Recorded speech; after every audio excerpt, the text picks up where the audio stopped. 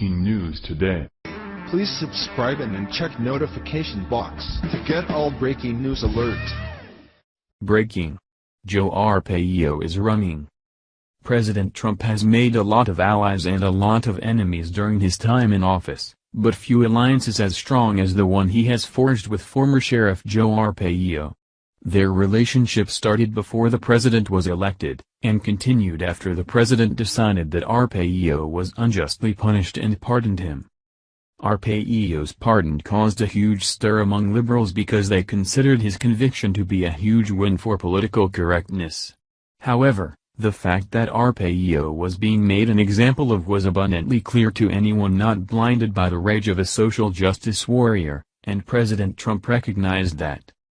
The next step for many who've been through what Sheriff Arpaio has been through might be retirement, but not for this sheriff. He considered himself to still have a lot to offer, and he wants to be the next voice of reason in the United States Senate, and according to the Washington Examiner has thrown his hat in the ring to fill the seat that the controversial Jeff Flake is vacating. Republican Joe Arpaio, a close ally of President Trump and former sheriff known for his provocative approach to combating illegal immigration, is running for Senate in Arizona. The 85-year-old Arpaio could shake up the late August Republican primary in a critical open seat race to replace retiring Senator Jeff Flake. Republican Arizona Trump pardoned Arpaio last summer, sparing the former sheriff jail time after he was convicted of ignoring a federal court order in a racial profiling case.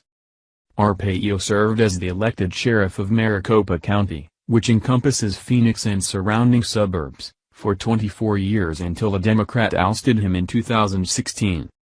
Through strict opposition to illegal immigration and unorthodox policing methods, Arpaio cultivated a national image as a tough, law and order cop. That made him a favorite of conservative media and popular on the GOP endorsement circuit as Republicans throughout the country sought to bolster their border security bona fides and primaries. Arpaio might not be following the normal pattern for how a person starts their national political career, but if the past couple of years have taught us anything, it's that America is ready for some honest and trustworthy candidates, even if they're unconventional. Arpaio's approach to what his border state needs will be new and improved compared to what the current senators are doing for the good people of Arizona, but it will be the same kind of no-nonsense approach that he took during his tenure as sheriff that was quite effective. Arpaio's sharp rhetoric and law enforcement practices also drew intense criticism. Democrats, some Republicans, and advocates for immigrants, both legal and illegal, accused him of unconstitutional racial profiling and even bigotry. Arpaio said he expects more of the same in his Senate campaign, but vowed not to alter his approach. "My mother and father came here from Italy, legally of course. I have a soft spot for the Mexican community having lived there," he said.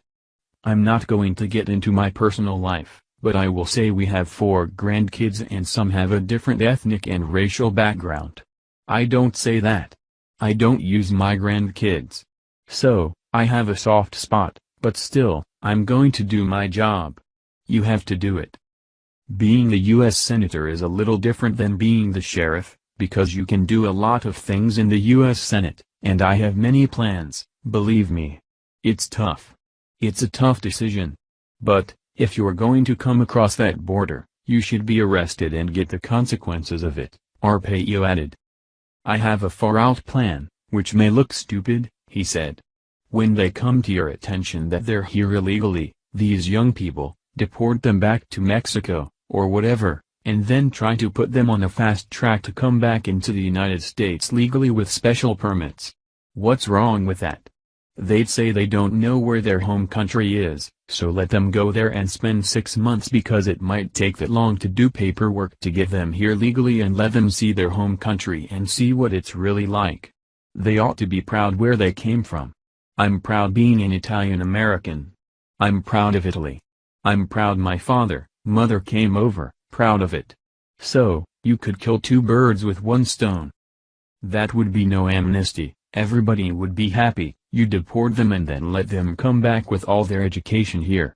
I'm sure they could find a temporary job or help the foreign countries and build up relations and come back. That's just a big picture that I have. People may say I'm crazy. What am I crazy about? It just makes sense.